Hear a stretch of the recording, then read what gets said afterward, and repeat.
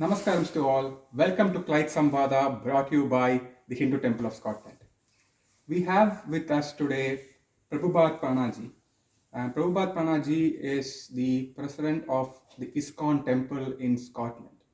If we have been following the news as on the date when this recording is happening, ISKCON has been in the news in Bangladesh, but then we wouldn't go into that. But the focus for us today would be around the history of ISKCON as a movement, the story of Chaitanya Mahaprabhuji, who initiated it, and it's part of the Bhakti movement in India and how it all unfolded. We will talk a bit around that. And then we will also talk about ISKCON's global presence, particularly ISKCON in the UK and in Scotland. So, Prabhupada Pranji, welcome to Clyde Samvada. How have you been? Thank you very much, Hare Krishna. Pleasure to be here. Hare Krishna, Hare Thank Krishna. you for the invitation. Thank you so much for joining us. Thinking about ISKCON, the way I got introduced to ISKCON is I was in, I think, P5, P6 equivalent of that in India. And ISKCON, I was in the state of Kerala. And in the state of Kerala, the ISKCON had a quiz competition. This was a quiz competition around Krishna and Bhagavata. Mm-hmm. So right from my childhood, I read the Srimad Bhagavatam, the kids version of it. So I kind of knew the stories and all of it. So I went in for the quiz and all of it. And one component of the quiz was also about the history of ISKCON itself and Chaitanya Mahaprabhuji and all of it. So that was for me the first introduction to ISKCON and its movement and all of it. So with that background, kindly enlighten us more in terms of, because I forgot a lot of what I had remembered myself. So I think it's a good refresher session for me personally and for a lot of the audience who are joining us as well, into how ISKCON as a movement started. First, the full form of ISKCON itself to start with. Mm-hmm. Yes, certainly. Well, the founder, Acharya of the International Society for Krishna Consciousness, acronym ISKCON, is His Divine Grace A.C. Bhaktivedanta Swami Prabhupada. So he was born in 1896, and as a young man, he met his spiritual master. His father was a great devotee of Radha and Krishna, and he'd seen many sadhus come and go in his house, some of which were genuine sadhus and some perhaps not so much. So as a young man, he was a little bit skeptical. But he went with his friend to meet this Swami, who was known as Bhaktisiddhanta Saraswati. He was the founder of the Gaudiya Math movement. And when he met him upon the first meeting, then Srila Bhaktisiddhanta requested him to preach the message of Bhagavad Gita and the mission of Sri Chaitanya Mahaprabhu in the Western-speaking world, in the English-speaking world throughout the West, on the first meeting. So after that meeting, his friend asked him, "So what do you think?" He said, "I've met a very nice, saintly person." So from that moment of the first meeting, he took it upon himself in his heart.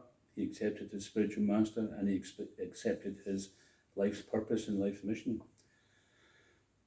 So at the age of 69, in 1965, he made an arrangement to leave India and sail to America. Srimati Morarji, she owned the Scindia steamship company, and he sailed on the Jaladuta to America. On the journey, he suffered 2 heart attacks. Okay. In the ship? In the ship, okay. Yes. It was very stormy, and the ship was getting rocked around. He suffered 2 heart attacks, and he was writing in his diary that if a third comes, surely I'll not survive. Mm-hmm. But the next day, the ship was plying smoothly because the sea had calmed down. And the captain of the Jaladuta, which was the name of the ship, he said that in all his decades of sailing across the Atlantic, he'd never seen such a calm sailing. So there was no more difficulty in the journey. So we can see that Krishna is Hamsarasha Prabhavo. He's a master of all worlds. So for him to calm down a storm is nothing. So Prabhupada arrived in 1965, and he stayed in Pennsylvania, Butler, Pennsylvania. The Agarwal family, they sponsored him to come. And by the time of 1966, he was in New York. He was living in a place called the Bowery, because he'd seen that there was some rest in the youth of the day, and he thought perhaps the message of Bhagavad Gita would be taken by them. So he went to Tompkins Square Park and he sat underneath a tree and he chanted Hare Krishna, the Mahamantra, which I'm sure everybody knows. Hare Krishna, Krishna Krishna, Hare Hare, Hare Rama, Rama Rama, Hare Hare. And actually, historically, that tree is now called Hare Krishna tree because it's understood In New York. In New York, in Okay. Tompkins Square Park, Okay. it's a protected tree. Okay. The mayor of New York at that time, Giuliani, Okay. he pronounced that. This is understood as where the Hare Krishna movement, or ISKCON, started. Okay. From the chanting. Prabhupada sat under a tree and he chanted, and many people came. And then some followers arranged for him to have a place. They started a small temple in a storefront. And from there they expanded and expanded. And over the next 11 years, then Prabhupada had opened 108 temples. He'd made almost 10,000 disciples and established farms, schools, restaurants, etc. Worldwide movement. He'd been to Russia, and back in the 70s getting into Russia was very dangerous, especially for someone who was propagating a religious movement. Yeah. So, of course, going back a little bit, when he arrived in America, he only had his books. He translated the first canto of Srimad Bhagavatam, printed it, and he'd sent straight over. So all he had was his Bhagavatams, a handful of rupees, which I don't even think he was able to exchange, and some dry cereal with him. But what he did have, although it sounds like he didn't have much, he had great faith. He had faith in the words of his spiritual master, and faith of the mission of Lord Chaitanya, which was that the holy name of Krishna would be heard and sung in every town and village. And with that great faith, then he was able to transform the minds and hearts of so many people. And now it's a worldwide movement. Even since his departure in 1977, then this Krishna conscience movement has spread far and wide, and even in Scotland. Fantastic. Thanks so much for that sort of global part of the story. Maybe if we step one step behind, which is the story of Chaitanya Mahaprabhuji himself. Yes. Can you kind of throw a bit more of light into his story, how he got into the movement of Hare Rama, Hare Krishna, all of that? So Chaitanya Mahaprabhu, if we want to try to understand perhaps first of all who he is, then that would help us to understand the mission. Yes. So in every yuga, then there's a yuga dharma, there's a religion for the age.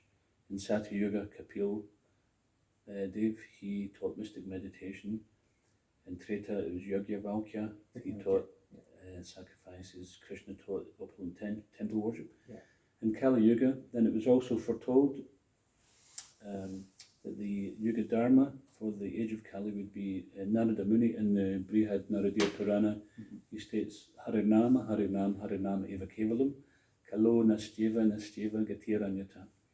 So in the age of Kali, he says it 3 times. It means that the other means of self-realization or Yuga Dharmas are not applicable. We may still have remnants of that, like we do temple worship, we do havans, etc. But the main means of liberation is Harinam Sankirtan. It's also explained that in Kali Yuga, when the Lord descends in the form of his holy name, the name and the form, etc. are non-different. So also in the Atharva Veda, I wanted to read a little from this. This is an excerpt from the Atharva Veda. So one of Lord Brahma's sons, his name was Pipalad, and he was a brahmachari, and he was very faithfully following Lord Brahma's instructions in brahmachari life, and Lord Brahma was very pleased with him. He was also a very compassionate person. You know, as when you develop saintly qualities, compassion is one of those qualities. By performing your sadhana properly, attentively, then the divine qualities emerge. This is the purpose of sadhana and the purpose of bhakti. or it's the effect.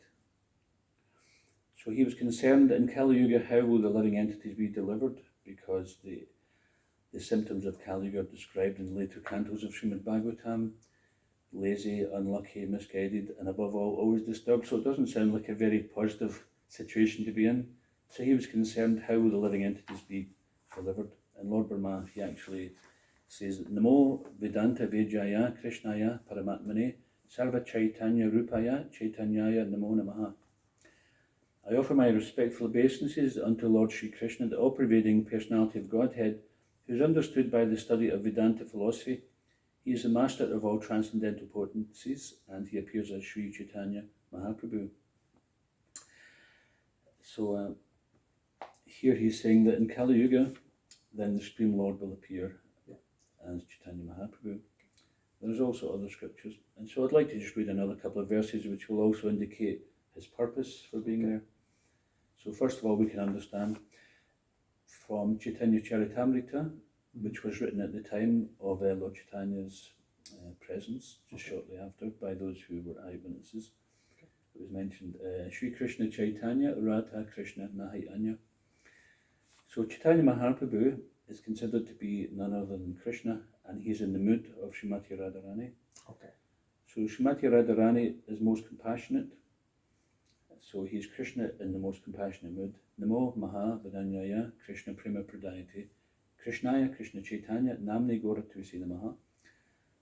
So Namo Maha Vidanyaya means that I offer my respectful obeisances unto the most beneficent or most compassionate and benevolent avatar, Mahavadanyaya avatar. Krishna Prema Pradayate, because he is freely giving Krishna Prema, love of Krishna, without asking for any qualification. It doesn't matter whether you're Brahmin, Vaishya, Shudra, Kshatriya, it doesn't matter your caste, your sex, age, anything like that, because everybody is eternal. Equal. Yeah, everyone's eternally related to the Lord equally. Yeah. You know, socially and temporarily we may have different positions, but to transcend all that, Lord Chaitanya Mahaprabhu came and he said to everybody, of course, Gandhiji, he tried to create a Harijan, didn't he? Which was maybe more on an altruistic, humane level. But on the spiritual level, Chaitanya Mahaprabhu was doing this 500 years before.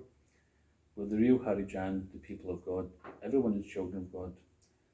And that's not even just limited to the human platform, because we see the Jivatma is present in all species. This is what gives life, isn't it? So in the next verse here, this is an excerpt from the Atharva Veda. Vedanta Vidyam Purusham Puranam Chaitanyat Nanam Vishvayonim Mahantam Tam Eva Viditvati Mityum Eti Nanya Panta Vidyate Yanaya. One who understands that Sri Chaitanya Mahaprabhu is the Supreme Personality of Godhead, who is known by the study of Vedanta philosophy, who is the original cause of the universe, and who is the oldest, the original person, crosses beyond this world of birth and death. This is the proper understanding of the Supreme Personality of Godhead. And aside from this, there's no other way for one to achieve liberation. So this is... and this is like the book that you're referring to, it's like Chaitanya Upanishad, is it? Okay. Yes, so Chaitanya Upanishad, it was written by Bhaktivinoda Thakur, Okay. who is one of the acharyas in our line of the Brahma Madhava Gaudiya Sampradaya, coming from Brahma Madhvacharya and the Gaudiya Vaishnava Sampradaya. Interesting. So this Chaitanya Upanishad is just an excerpt from the Atharva Veda. Okay. Okay, that's super interesting. Okay. And because you kind of talked about the Sampradaya part of it, yes. Can you elaborate a bit on that in terms of, one, the different gurus that you mentioned, and also like how you personally got integrated into this movement? Certainly. And so the next verse here, Swanama Mula Mantra Sarvam Hladini Vibhu. So this golden form, the all-pervading Supreme Lord, will fill the entire universe with transcendental bliss by the chanting of his own holy names. So this chanting of his own holy names was brought about by Srila Prabhupada taking this Harinam Sankirtan movement to the West, and that eventually spread to the shores of the UK. And some years ago, I met someone on the street and I got a book Okay. and I read that book, Bhagavad Gita. Bhagavad Gita. Okay. And This is 20 years ago, 15 years ago? no, it was 41 years ago. Oh, okay. Okay. So I was already brought up in a religious background, but I wasn't quite sure. And I was looking to different religions and philosophies, just trying to understand, what is the actual understanding of the absolute truth. Okay. And when I came across the Bhagavad Gita, so many things which I started following already, such as being vegetarian, things like that, giving up any sorts of intoxication. Then there's an old saying, if the glove fits, then wear it. Okay. So when I read Bhagavad Gita, it was like everything that I was trying to do, it was already saying, and then here's the next step. So I must admit, as a teenager, I became a bit confused looking at different religions. It seems like maybe they're all saying the same thing, they don't realise it, or one of them's right and one of them's wrong, and which one is it? It seems like a bit of a risky thing to guess upon. So I thought, what I'm going to do is just listen to my conscience. So I listened to that, and then the instruction from within. It wasn't like an audible instruction, but the idea came, okay, be vegetarian. This is a compassionate thing to do, consider the animals, etc. And various other things. So as I started to do that, then the next thing would become apparent. And when I read Bhagavad Gita, it was almost just like a mirror of everything that I'd been doing. It was already there. So I could take it that perhaps I was being led to this path because I'd been praying, to show me the true path. But I could also see that the other paths and other religions were also valid, and perhaps they just don't know that we're actually all following towards the same God. There is one God. And, so many people say that, but we have to see that, within the different religions, that we are actually worship the same God. Just as there's a sun in the sky, and according to which country you give it a different name, but it's still the same sun. It still has the same effect. So I read the book, and there was an address on it to visit the temple. There was no temple in Scotland at the time, so I went down to Worcestershire. Okay. There was a temple there. It was a farm community with a couple of hundred devotees were living there. Okay. And I stayed there for a couple of weeks, visited a couple of times, and then on my third visit I decided to stay there and do the 3-month introductory brahmachari training course. Oh, interesting. So Okay. I This did is again 40 years ago? Yeah. Okay. 1983. Okay, they had all of that in 1983. Okay, Yes. okay. And then, so I liked it so much I did it again.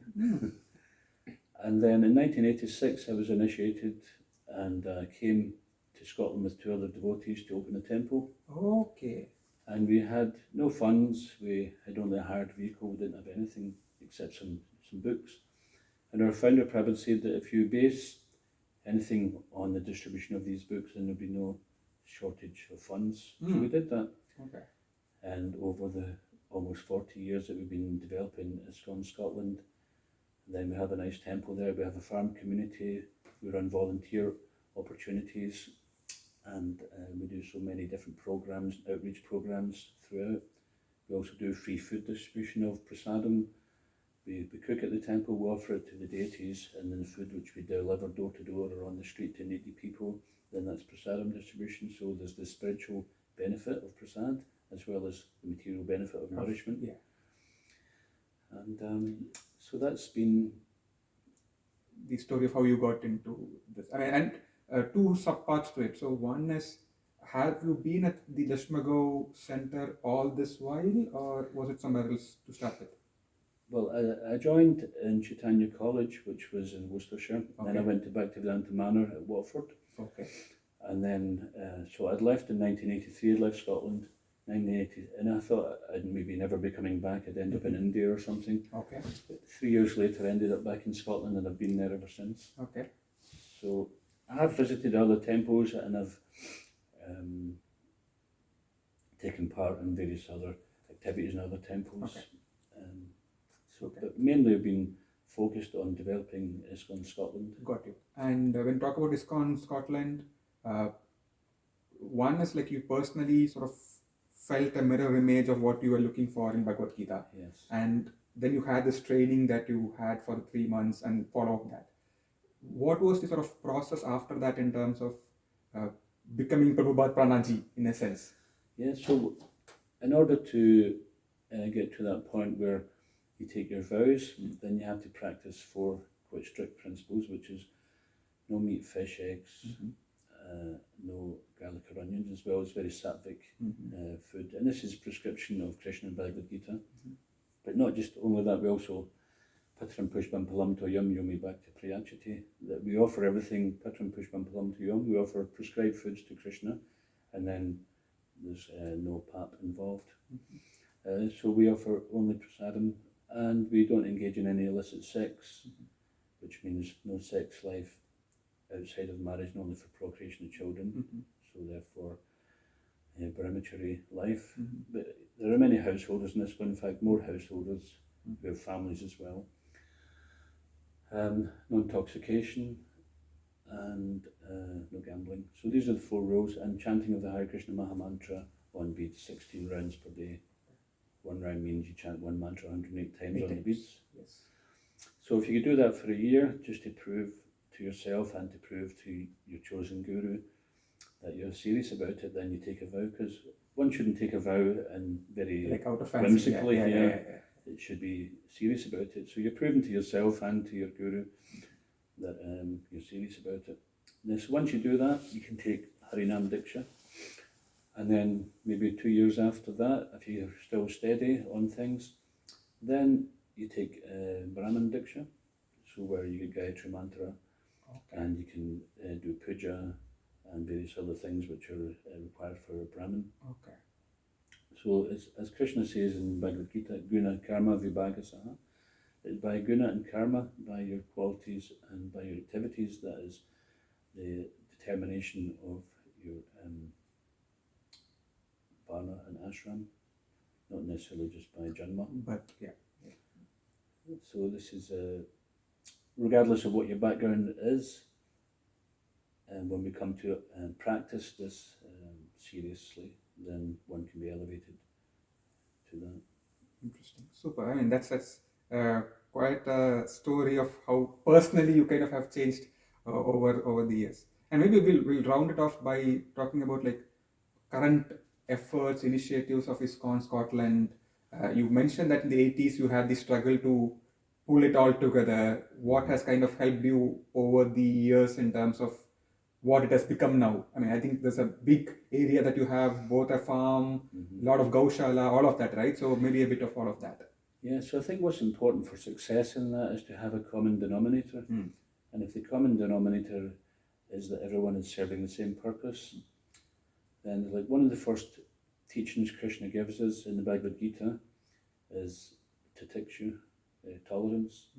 We have to learn to tolerate. So any community, you will find that, politics can come up, or differences of opinion, things like that. But if we have a common denominator, then it's easier to tolerate. And also, previously my guru told me, one time I was actually complaining that I had to tolerate certain people, and he said to me, Prabhupad Prana, do you realise that people are tolerating you? And I thought, well, that's actually a very good lesson. Yeah. So if we can understand that we're being tolerated and we should tolerate others, and we have a common goal, then we can do so much. And because our common goal is basically already been delineated by our founder Acharya, by Sri Chaitanya Mahaprabhu, then we always try to focus our efforts on that. And the main efforts are to distribute the transcendental knowledge through the Shastra, through the scriptures, to distribute prasadam to far and wide to everyone who's in need, as much as our ability allows, and to propagate the mission of Chaitanya Mahaprabhu, which is Harinam Sankirtan, so we often can be seen on the streets chanting. Yes. And we're finding that people in Scotland love getting involved in the chanting. Nice. People come along and they take part in it. People like to sing and dance, and you can do this without getting intoxicated. You don't have to loosen things up with a few drinks. And it's very natural too, because if everyone is eternally related to God, then to chant God's names is a natural thing. We connect very much like that through Kirtan Yoga. I think the Jagannath Yatra that you had, I think last year, was it? Yes. Yeah, it was like quite a big joining of people from within Scotland on that as well. So I think that was quite a sight to see in itself. Yeah. So that's something which we've done a few times now, and we're planning to do every year. In fact, A special mention to Andrew Lalji, who funded buying a chariot of our own now. Okay. We're currently renovating that so we can have it ready for this year's Rath Yatra season, Oh, fantastic. which means that we can do Rath Yatras on our chosen dates, and we can do more Rath Yatras. And so far it's been Glasgow and Edinburgh, but we could do more. More of that. And the Goshala, how many cows are there? So we don't have the cows at the moment. We raised the funds and we built the Goshala, and we've marked out the field, etc. And everything's ready. And we have one gentleman who's going to donate a couple of cows. He's a local businessman, Scotsman. But that should be happening in the springtime. Okay, fantastic, super. And any closing thoughts that you have, or do we want to close by the Maha Mantra or a short bhajan, kirtan? Up to you. Yeah, sure. Yeah. So we just invite everyone to come and visit us in the Krishna Eco Farm, or Karuna Bhavan. Karuna Bhavan is the name of our temple. Our original deity, it was known as Karuna Sindhu, so this is the abode of mercy. So we ask everyone to pop along and take darshan, take prasad, and come and see what's going on here at Krishna Eco Farm in Lesmahago.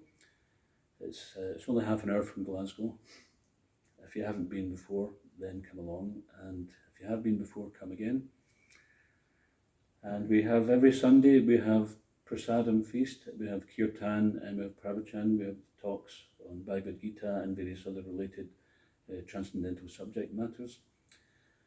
And we're also happy to visit other mandirs and do kirtan or talks if anyone would like to invite us. Absolutely. I mean, thank you so much. In fact, you've done that a couple of times at the temple here. So thank you so much for doing that. I mean, in fact, on the matter of kirtan, how do you want to end it? With the Maha Mantra or short kirtan? How do you want to end this? Sure, we can start with the Maha Mantra. We can do a little. Okay. Yeah. So first of all, we'll just chant the Pranan mantras to our founder. Okay. And Panchatapa mantra, which is to Chaitanya Mahaprabhu and his associates in Maha Mantra. How long? 1 minute. 1 minute, yeah. Okay. Namo Vishnu Padaya Krishna Pristaya Bhutale Srimati Bhakti Vedanta Swami Namane Namaste Saraswati Deve Gauravani Pracharane Nirvishesha Shunyavadi Paschatya Deshatarane Jaya Shri Krishna Chaitanya Prabhu Nityananda Shri Advaita Gadadhara Shivasadi Gaura Bhaktavinda Hare Krishna Krishna Krishna Hare Hare Hare Rama Rama Rama Hare Hare Hare Krishna Krishna Krishna Hare Hare Hare Rama Rama Rama Hare Hare Hare Krishna Krishna Krishna Hare Hare Hare Rama Rama Rama Hare Haribo Nitai Gora Haribo Nitai Gora Haribo Nitai Gora Haribo Shri Harinam Sankirtan Ki Jai. Prabhupada Ki Jai. ISKCON Guruvinda Ki Jai. Thank you very much. Fantastic. Thank you so much for the kirtan as well to round it all up. Thank you so much, Prabhupada Prana ji, for joining us, and we look forward to more such insights from you in future as well. Thank you so much. Thank you. Namaste.